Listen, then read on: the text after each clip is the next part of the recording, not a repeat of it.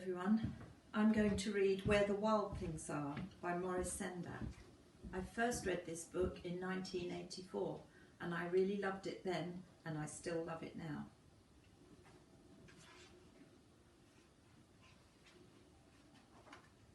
The night Max wore his wolf suit and made mischief of one kind and another, his mother called him "Wild Thing," and Max said, "I'll eat you up," and so he was sent to bed without eating anything.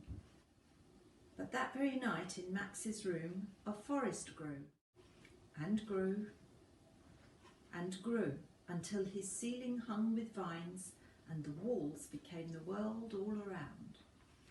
And an ocean tumbled by with a private boat for Max, and he sailed off through night and day and in and out of weeks and almost over a year to where the wild things are.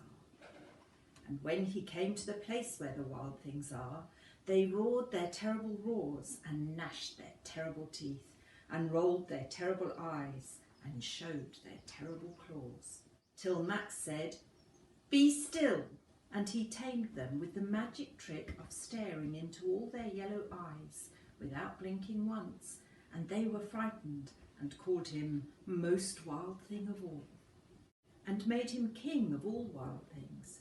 And now, cried Max, let the wild rumpus start. Now stop, Max said, and sent the wild things off to bed without their supper. And Max, the king of all wild things, was lonely and wanted to be where someone loved him best of all. Then all around, from far away across the world, he smelled good things to eat, so he gave up being king of where the wild things are. But the wild things cried, "Oh, please don't go, we'll eat you up, we love you so." And Max said, "No."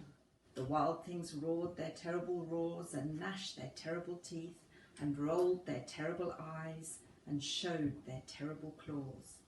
But Max stepped into his private boat and waved goodbye, and sailed back over a year and in and out of weeks and through a day, and into the night of his very own room, where he found his supper waiting for him, and it was still hot.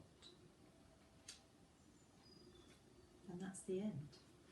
Have you ever been a wild thing?